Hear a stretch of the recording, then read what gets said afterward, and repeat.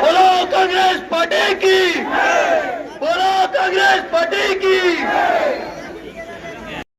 ಸಾಕ್ಷಿ ಗುಡ್ಡೆ ತೋರಿಸು ಅಂತ ಕೇಳಬೇಕಾಗ್ತದೆ.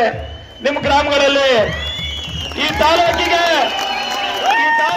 ಶ್ರೀನಿವಾಸ ಮೂರ್ತಿ ಮತ್ತೆ ಬಿಜೆಪಿ ಕೊಟ್ಟ ಕೊಡುಗೆ ಏನು ಅಂದ್ರೆ ಅದು ಭ್ರಷ್ಟಾಚಾರದ ಸಾಕ್ಷಿ ಗುಡ್ಡೆ ಮಾತ್ರ. ಒಬ್ಬ ಅಧಿಕಾರಿಗಳು ನೆಮ್ಮದಿಯಿಂದ ಇರಕ್ಕಾಗ್ತಾ ಇರಲಿಲ್ಲ. 3 ತಿಂಗಳಿಗೊಂದ್ಸಾರಿ 2 ತಿಂಗಳಿಗೊಂದ್ಸಾರಿ ಚಂದ ಕೊಡಬೇಕಾಗಿತ್ತು. ನಾನು ಈ ಕ್ಷೇತ್ರದ ಸೇವಕನಾದ ಮೇಲೆ ಒಂದೇ ಒಂದು ಕಾಫಿಯನ್ನು ಅಧಿಕಾರಿಗಳ ಹತ್ರ ಕುಡಿದಿಲ್ಲ. ನಾನು ಅಧಿಕಾರಿಗಳ ಹತ್ರ ದುಡ್ಡು ತಗೊಳ್ಳಿಲ್ಲ.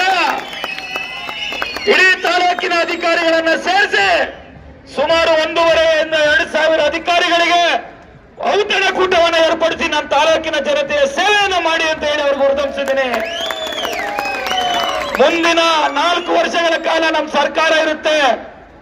ಆ 4 ವರ್ಷಗಳ ಅವಧಿಯಲ್ಲಿ ನೆಲಮಂಗಲ ತಾಲೂಕಿಗೆ ಇನ್ನು 2 ರಿಂದ 2,500 ಸಾವಿರ ಕೋಟಿ ಅನುದಾನವನ್ನು ತಂದು ನಿಮ್ಮೆಲ್ಲರ ಋಣವನ್ನ ತೀರ್ತಕ್ಕಂಥ ಕೆಲಸವನ್ನ ಪ್ರಾಮಾಣಿಕವಾಗಿ ಮಾಡ್ತೇನೆ ಬಂಧುಗಳೇ.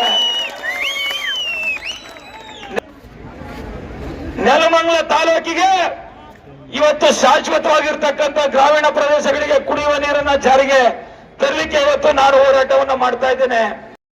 100 ಕೋಟಿ ವೆಚ್ಚದ 100 ಬೆಡ್ಗಳ ತಾಲೂಕು ಆಸ್ಪತ್ರೆಯನ್ನ ಮಂಜೂರು ಮಾಡಿಸಿದ್ದೀನಿ ಬಂಧುಗಳೇ.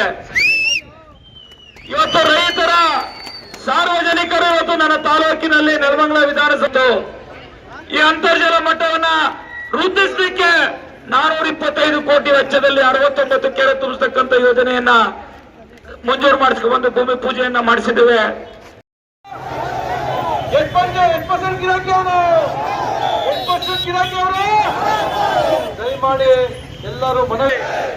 ಅಭ್ಯರ್ಥಿ ರಕ್ಷಾ ರಾಮಯ್ಯ ಅವ್ರಿಗೆ, ನಮ್ಮ ಶರತ್ ಬಚ್ಚೇಗೌಡರಿಗೆ, ಶ್ರೀನಿವಾಸ್ ಅವ್ರಿಗೆ, MLC ರೇವಣ್ಣ ಅವ್ರಿಗೆ, ಇವತ್ತು ಎಲ್ಲಾ ಮುಖಂಡರುಗಳು, ಇವಾಗ ನಾನಾಗ್ಲಿ ಶ್ರೀನಿವಾಸ್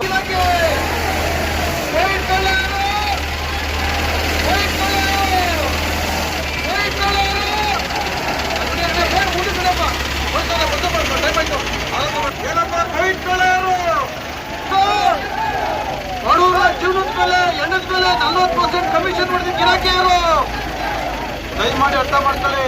ನಮ್ಮ ಯುವ ಅಭ್ಯರ್ಥಿ ನೀವು ರೈಟಿಗೆ ಲೆಫ್ಟಿಗೆ